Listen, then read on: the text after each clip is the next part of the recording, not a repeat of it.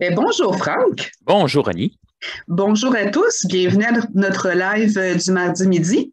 Et aujourd'hui, 31 mai 2022, Franck va nous parler de sa lecture. Moi, je suis la prochaine en liste pour lire le livre, mais c'est Franck qui en a fait l'expérience. Donc, Franck, Oui, bon, donc, oui, oh, on ne le voit pas bien ici. Est-ce que ça... Non, mais j'ai effectivement le livre entre mes mains de La facture amoureuse de Pierre-Yves Maxwin et, excusez-moi les abréviations, mais de Paul-Antoine Jeté. Donc, exercice particulier de ce live, on avait l'habitude les semaines précédentes de choisir un sujet bien à nous et de le décrire. Et aujourd'hui, on va parler d'un livre.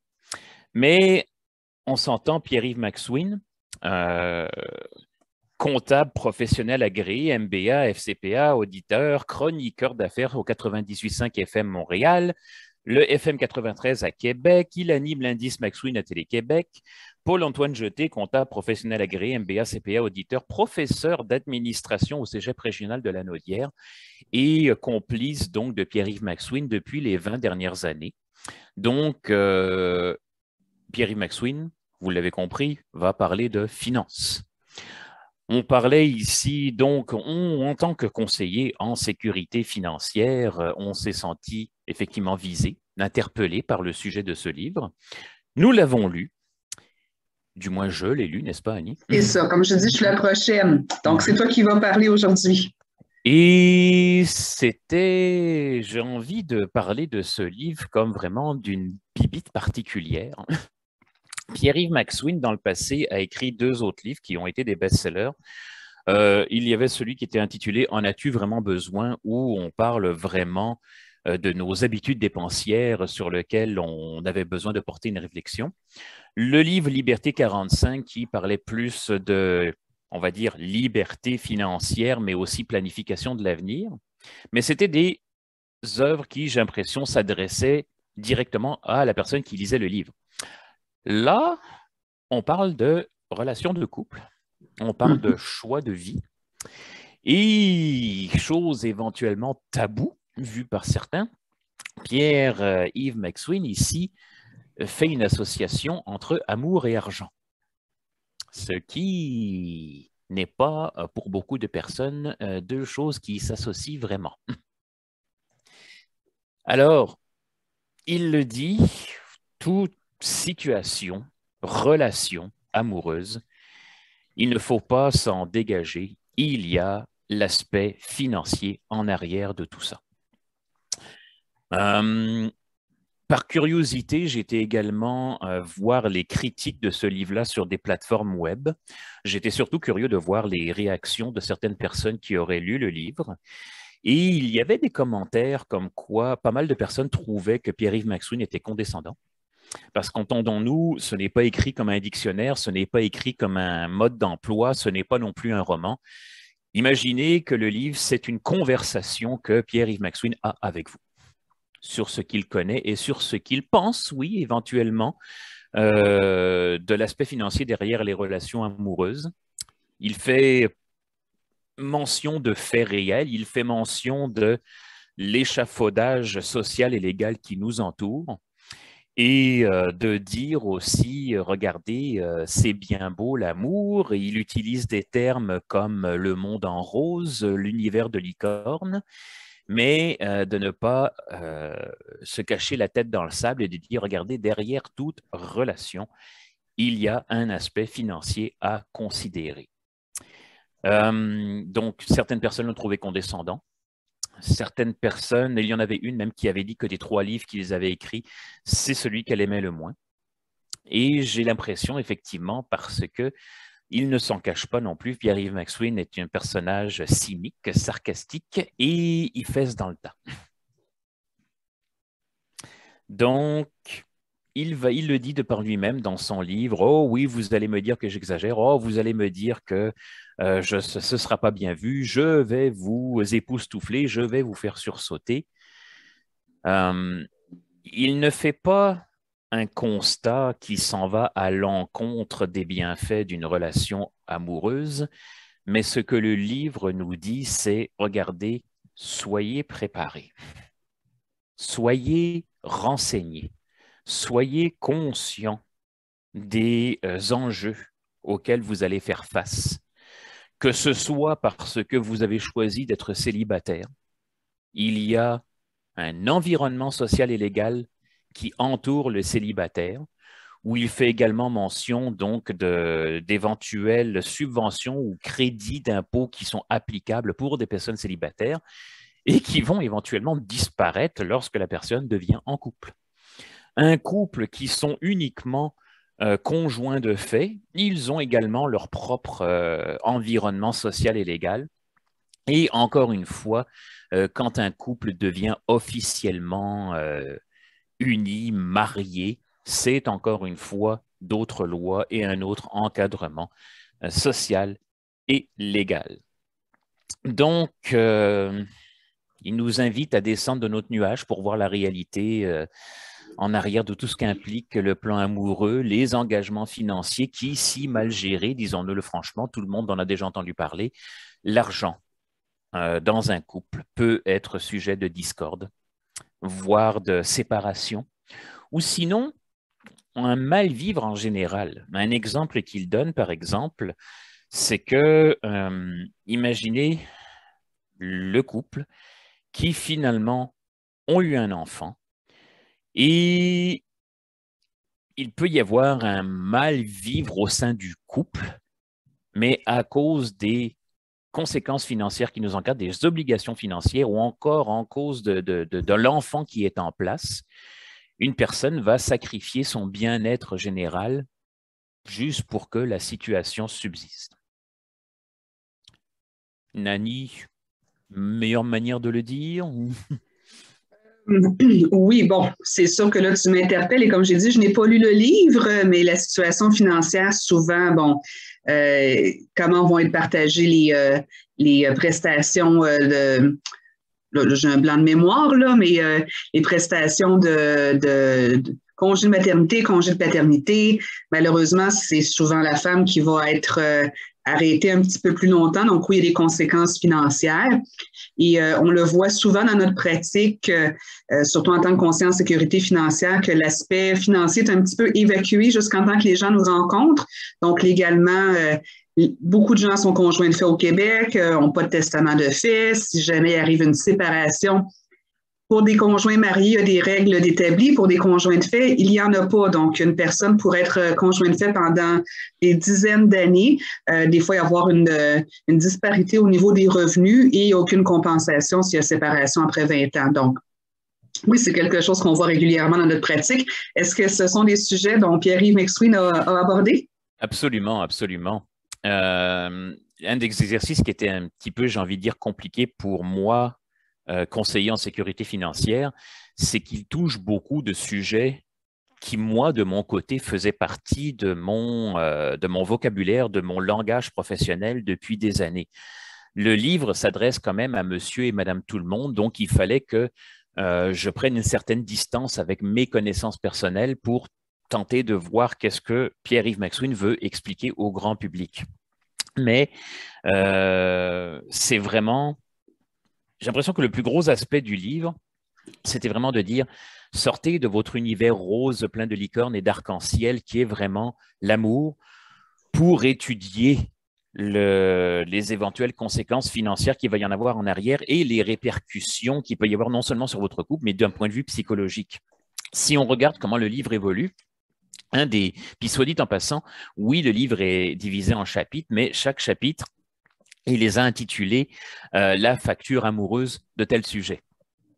Et évidemment, quand il commence son livre, il va parler de « on est d'abord célibataire, voici ce que ça implique ». Et finalement, il va y avoir la question de la première date. Et la première date a effectivement ses implications financières parce que comment allons-nous nous présenter à cette personne que l'on rencontre éventuellement pour la première fois? Et à l'époque à laquelle nous vivons, d'évacuer certaines idées préconçues, mais de répondre effectivement à une question assez difficile aujourd'hui. Monsieur ou madame invite monsieur, madame à une rencontre, mettons au restaurant, c'est ce qui est le plus classique, qui paye la facture? Il me semble que même il y a 18 ans, quand on s'est rencontrés, c'était 50-50, là. Mais bon. Oui, il y a 18 ans, et puis bon, mais il y a des vieilles idées préconçues que l'homme, par galanterie, va couvrir la facture. Est-ce que c'est forcément bien vu aujourd'hui? Donc, tu vois ma face, là. Oui, je la vois, et puis il faut que tu parles pour qu'on la voie aussi, je pense. Ah, d'accord, oui. Vidéo. Mais bon, ça, c'est une opinion personnelle. Mais qu'en disait M. McSween? Ah, mais une chose à comprendre par rapport à ce livre, c'est que Pierre-Yves McSween nous expose des faits, nous expose des situations auxquelles on va être confronté, et il n'y a pas de recette miracle. Il n'y a pas de recommandation d'adopter un comportement plutôt qu'un autre. Je pense que dans ce genre de recommandations-là, juste soyez vous-même. Donc ça, c'est une première situation. On se présente, oui, effectivement, qui paye la facture, qui prend en charge et est-ce que ça va offusquer la personne que l'on a en face de nous? Faut être réaliste au niveau, si on échappe vraiment tous les beaux petits nuages roses de l'amour, il y a des statistiques qui démontrent que la situation financière et professionnelle de la personne va déjà présenter un certain seuil de compatibilité ou non avec la personne qu'elle rencontre. Il donne l'exemple d'une professionnelle de la santé qui touche un bon salaire.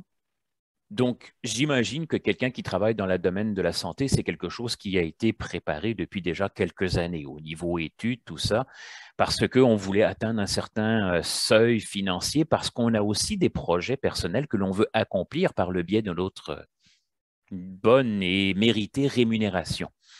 Si cette personne-là se trouve à une date avec un guitariste j'ai envie de dire, encore en pleine décision de son avenir, il y a des chances que ça ne fonctionne pas. Il y a des personnes qui vont nous dire, ben voyons, ça ne veut rien dire, l'amour prend toute la place. Regarde, Pierre-Yves McSween en parle et il expose des statistiques. Si l'être rencontré était, par exemple, oncologue, il y a des bonnes chances qu'il y ait plus de compatibilité, surtout au niveau des objectifs personnels de chacun. Donc, cette question de première date résolue, le reste du livre va surtout parler de la vie en couple et des choses auxquelles il va falloir penser. On commence à vivre ensemble. Comment sont partagées les dépenses? Est-ce que, puis pensez-y bien, nous avons une personne dans le couple qui, mettons qu'on décide de dire, mais regarde, c'est pas compliqué, on va partager toutes les dépenses 50-50. Mais il y en a un qui retouche un revenu de 100 000, l'autre 50 000. Est-ce que la répartition 50-50 est équitable?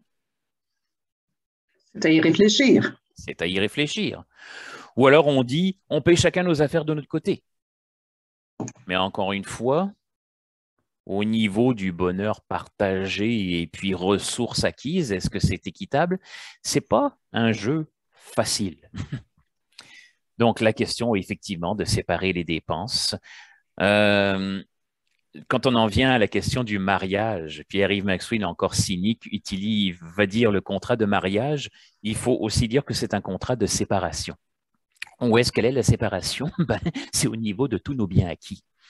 Parce que c'est bien beau, oui, de tout se renseigner sur toutes les conséquences financières dépendamment de notre statut civil, mais il ne faut jamais perdre de vue une éventuelle séparation. Le partage du risque financier, les écarts de richesse entre familles reconstituées. Je vous donne un exemple. Et quand on parle de l'aspect légal qui nous entoure, c'est plein d'illogismes. De dire, par exemple, que quand on est en couple, on ne peut pas partager notre CELI avec un conjoint. Par contre, si on se sépare, le conjoint va avoir droit à une partie de notre CELI. Et on parle de conjoint marié ici. Hein? Absolument. Mais on est marié, on veut mettre de l'argent dans le CELI du conjoint, mais tout en disant que ce serait notre propre contribution, comme par exemple dans un REER conjoint. Non, pas possible. Mais arrive une séparation, par exemple, hop, tu dois une partie de ton CELI qu'auparavant, tu n'avais pas le droit de partager. Le contrat de mariage, donc c'est ça, les écarts de richesse entre familles reconstituées. Alors, ça, c'est un casse-tête épouvantable. Et qu'est-ce que l'on veut dire, les écarts de richesse? Ben, supposons que vous avez un enfant d'une union précédente. Vous vous êtes remis en couple avec une personne avec laquelle vous avez un nouvel enfant, un deuxième enfant. Et prenez en considération que cette personne-là avec qui vous mettez en couple avait elle aussi de son côté un enfant d'une union précédente. Imaginez que la mère de votre enfant avec laquelle vous ne vivez plus décède et avait pris une assurance pour laquelle elle lègue un montant de 200 000 $ à son enfant. Cet enfant-là, qui est le vôtre, est né d'une union précédente, devient plus riche que votre deuxième enfant né de la nouvelle union. Donc, la question d'équité future pour dire le financement des études et tout ça, il est complètement débalancé. Et c'est un exemple parmi tant d'autres. Les risques associés au décès ou au divorce. Vous pouvez très bien vous retrouver à vivre avec une nouvelle personne, mais qui, elle, a une obligation de pension alimentaire pour un ex-conjoint. Ça fait partie de la game. Une pension alimentaire pour des enfants. En cas de séparation, la séparation des biens physiques aussi, mais comment ça fonctionne au niveau des placements? Un régime enregistré épargne-études que vous avez pris en tant que titulaire principal, mais il y a séparation.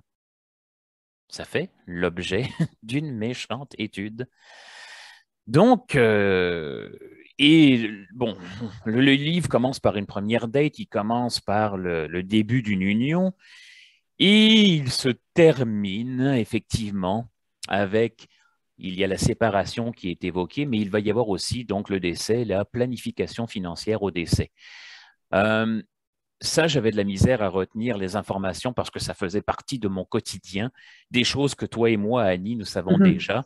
Vous avez fait l'acquisition d'une propriété secondaire, des choses qui, au fil du temps, prennent de la valeur sous forme de gain en capital. Qu'est-ce qui se passe en cas de décès? Nous, conseillers, on le savait déjà. On s'adresse encore une fois à monsieur, madame, tout le monde, c'est de leur dire il va y avoir dans le règlement de la succession des biens qui vont qui vont être assujettis à une certaine imposition. Donc, donc une bonne planification successorale, il faut qu'il y ait un testament. Et encore une fois, Pierre-Yves Maxwin le souligne encore, vous allez voir votre notaire pour faire un testament fait, donc l'exercice de lui demander un mandat en cas d'inaptitude. Aujourd'hui, appelé comment, Annie? Un mandat de protection. Un mandat de protection. Donc, d'être bien préparé, de voir, il parle aussi des assurances. De dire, il le dit, tout est énuméré dans le livre au niveau des unions de fait, et puis conjoint de fait sans testament, est-ce que le conjoint de fait survivant a des droits? Rien. Aucune valeur légale. Aucune valeur légale.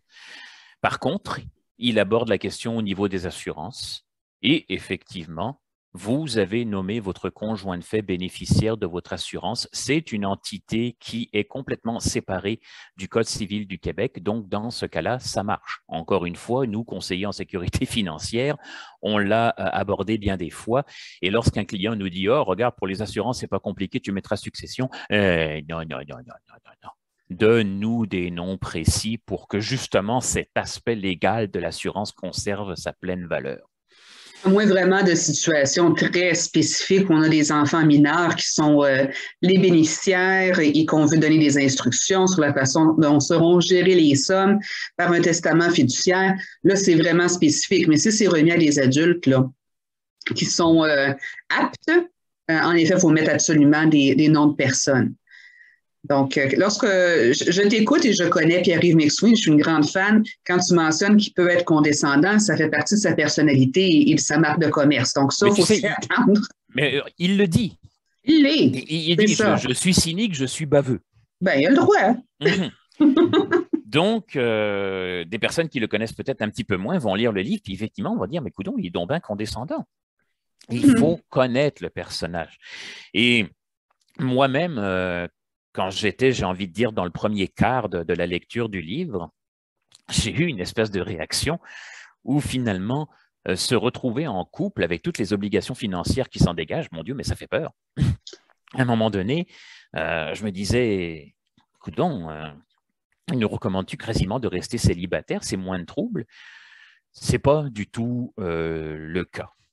Il dit, soyez préparés. Et même si on a ces impressions-là, on arrive à la fin du livre, il nous dit juste, regardez, il faut étudier la situation. Une des plus belles formes d'amour que l'on peut exprimer envers justement conjoint, conjointe, c'est d'avoir tout préparé.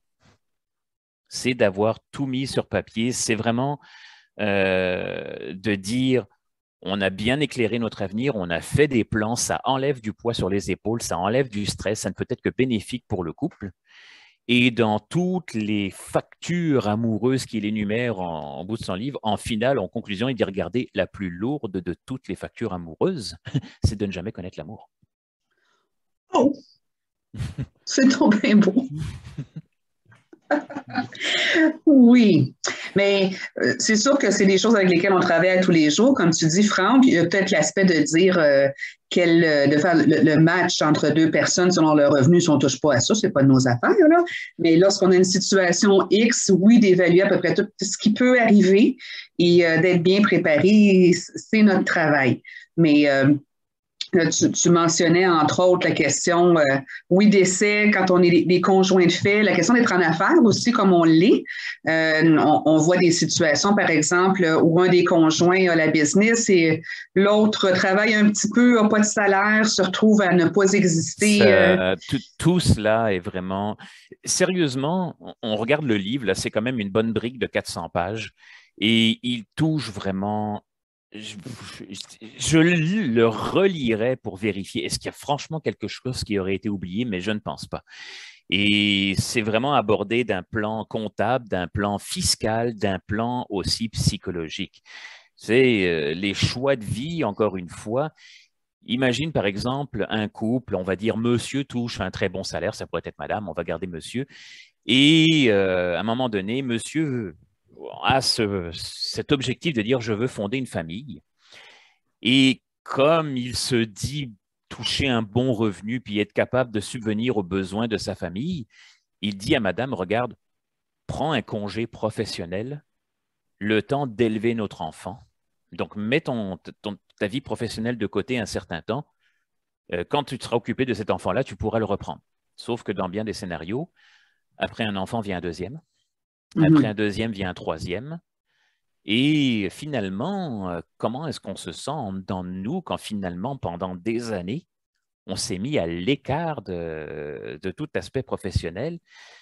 Ça a des impacts dans le coco. Il n'y a pas d'accumulation au niveau financier, pas de Régie des rentes du Québec durant ce temps-là, à moins que le conjoint qui ne gagne plus ait contribué au REER de l'autre conjoint. Pas d'accumulation pour la retraite pour ça non plus. Donc là, en cas de séparation, surtout si c'est des conjoints de fait qui n'ont pas fait de contrat de vie commune ou quoi que ce soit, ça va faire mal. Alors, c'est ça. C'est de préparer toute éventualité. Donc, de mon côté, est-ce que je recommanderais de lire ce livre? Je dis oui, absolument. Si vous êtes capable de passer à travers le cynisme de Pierre-Yves McSween, il demeure que c'est vraiment un ouvrage incontournable, j'ai envie de dire. L'aspect financier, ça fait partie de nos vies, que l'on soit en couple célibataire ou vraiment marié. Ne passez pas à côté de ça. C'est un guide. Comme je le dis, il ne propose pas de solution miracle. Il ne dit pas qu'il y a des voies qui sont plus recommandables que d'autres. Tu mentionnais encore une fois la question de l'équité au niveau des revenus de l'un et de l'autre. Pierre-Yves McSween parle en termes de statistiques. Si on est trop différent sur le point de vue financier, statistiquement parlant, il y a de très bonnes chances que ça ne fonctionne pas, mais il y a des exceptions. Donc, c'est pour dire qu'il n'y a pas de solution miracle, mais il y a définitivement des choses à savoir au niveau légal et il y a de la préparation à faire en sachant qu'est-ce qui nous encadre. Franck, j'ai retrouvé l'image du livre comme tu as de la difficulté à la présenter avec le fond d'écran. Donc, c'est ça ici. La facture amoureuse de Pierre-Yves McSween. Et c'est quoi PA? C'est pour Pierre-Alexandre? C'est, excuse-moi, oui, les abréviations. Paul-Antoine. Paul-Antoine Jeté. Alors, on le recommande à tous. Je vais aussi en faire la lecture, Franck, et te faire un rapport. Et puis, je t'annonce déjà que c'était surtout toi, je vais te donner ça, mais c'est toi qui as établi la liste de tous les sujets dont on pouvait parler lors de nos lives du mardi. Puis sérieusement, tu pourrais prendre chaque chapitre de ce livre-là et ça ferait un sujet. D'accord. C'est noté. Alors, merci à tous d'avoir été des nôtres ce midi. Merci à tous. Et à la semaine prochaine. Puis bien sûr, si vous voulez plus de renseignements sur nous, vous pouvez toujours visiter le site web www.gfdb pour Groupe Financier du Boisé.ca. Bonne semaine. Bonne semaine.